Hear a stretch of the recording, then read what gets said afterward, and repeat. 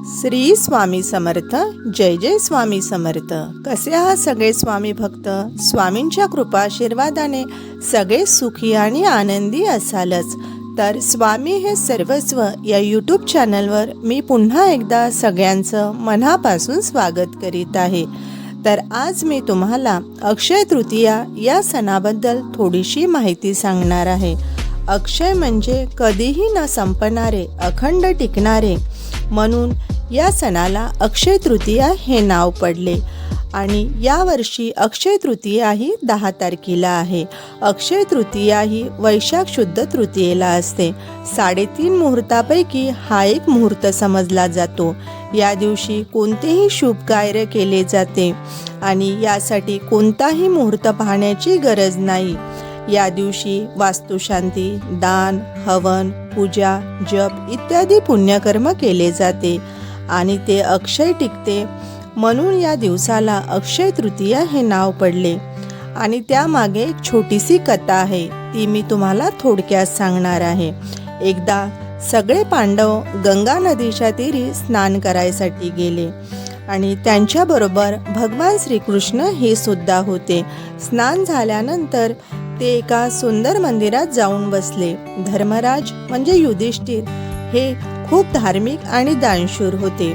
चर्चा करीत असताना त्यांनी भगवान श्रीकृष्णांना विचारले की माणसाने केलेले पुण्य कायम कसे टिकेल. तेव्हा श्रीकृष्णाने यावर उत्तर दिले की वैशाख शुद्ध तृतीयेला दान करावे, होम हवन करावे, आपल्या परलोकात गेलेल्या पितरांकरिता, वाडवडिलांकरिता त्यांच्या नावाने दानधर्म करावे. अशा प्रकारे या दिवशी केलेले कर्म कायम टिकते, सदैव अक्षय राहते. युधिष्ठिरांना ही गोष्ट ऐकून खूप आनंद झाला. त्यांना हवी असलेली चांगली गोष्ट समजली.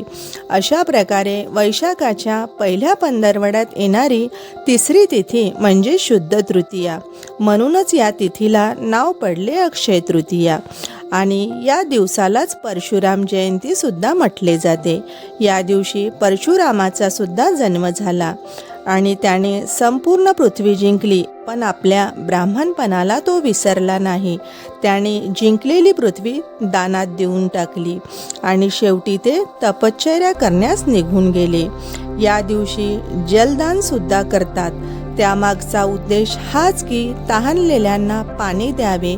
मनुष्य, प्राणी, पशु, पक्षी, झाडे, वेली यांना पाणी देऊन जीवनदान द्यावे, त्यांना तृप्त करावे. हा दिवस पितरांचा सण असल्यामुळे या दिवशी दुपारी 12 नंतर पितरांना नैवेद्य दाखवला जातो. या दिवशी जेवणामध्ये भात, वरण, भाजी, पोळी, लिंबाची फोड, मीठ, एखादा गोड पदार्थ असा नैवेद्य दाखवला जातो. आणि अशी ही पत्रावळ दक्षिण दिशेकडे तोंड करून पूजा करावी. आणि तसेच दुपारी 12 वाजता आपल्या शेताच्या मधोमध खड्डा करून एक व्यक्ती जेवेल एवढे नैवेद्याचे ताट करून ते अन्न खड्ड्यात ठेवावे व सीतामाईची पूजा प्रार्थना करावी. अशा प्रकारे सगळ्यांनी अक्षय तृतीयेचा सण साजरा करावा आणि पूजा, दान धर्म करून आपल्या खात्यात पुण्य जमा करून घ्यावे.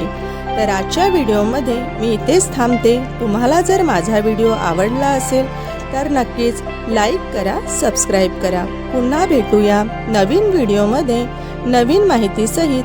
तोपर्यंत श्री स्वामी समर्थ.